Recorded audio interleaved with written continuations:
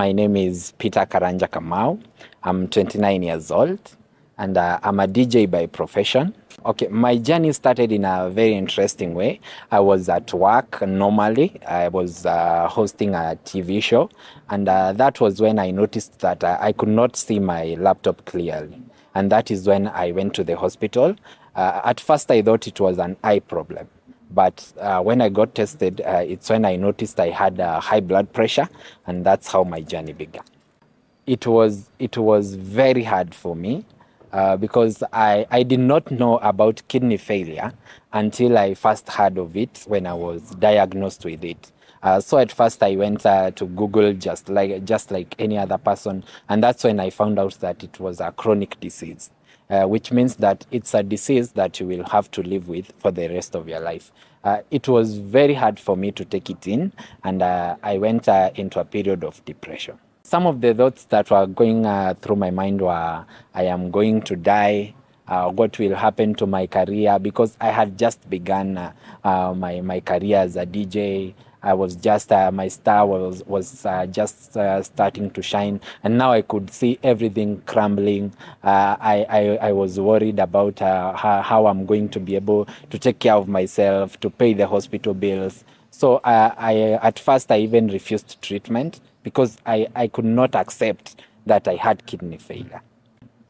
It was very hard for them. It was hard for my parents, hard for my friends, even hard for my colleagues, the ones we used to work with, because they really wanted me to get treatment, but I didn't want. I ended up switching off my phone, ran away from Nairobi, went back home just to avoid going to hospital. I changed my mind when I saw now it became very serious, because when I went home, I did not go to hospital, and the disease kept on wearing me down, and my stomach was so swollen, my legs were so swollen, my eyes were so swollen, and that's when and now I decided it's better I die trying than just staying here and waiting to die. It was very hard for me because the treatment is very expensive.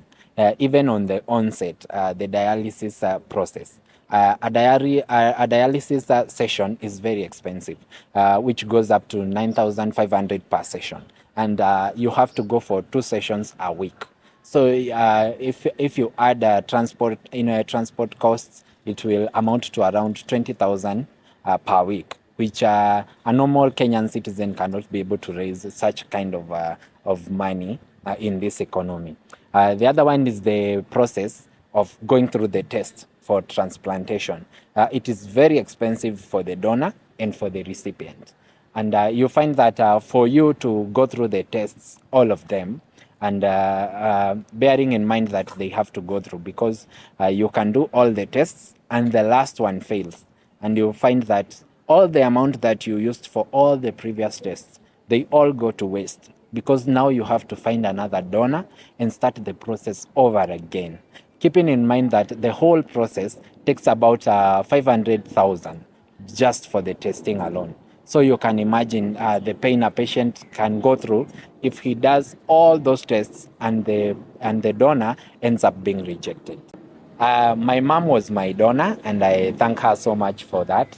At first I was very reluctant to get a transplant because I was afraid of going to the theater. I thought I would die. But my mom, when she had that was the only way for me to go back to living a normal life, she was very willing to donate to me, and that's why I'm here today. I would say it has been okay. From the day that we did the transplant, it took about 4 months for me to recover, but for my mom, after a month, she was okay.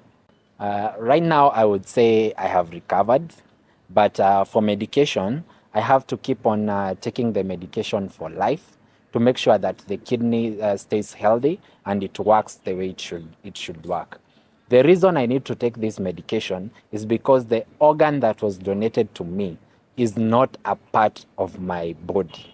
So when I stop taking this medication, my white blood cells are going to attack the new organ. And that's why I have to take that medication to make sure that my white blood cells don't attack my new kidney. For the whole process, it took around 1.5 million to go to the process through the tests and through the transplantation and through the healing journey. I would tell them to be strong and what they should do for now is to accept themselves. That is the first step towards healing. You should accept yourself and be positive. And if you see people like us here testifying that we have gone through what you are going through right now, and we are here now being able to go about our normal duties the way we used to, that should give you hope, and you should not give up.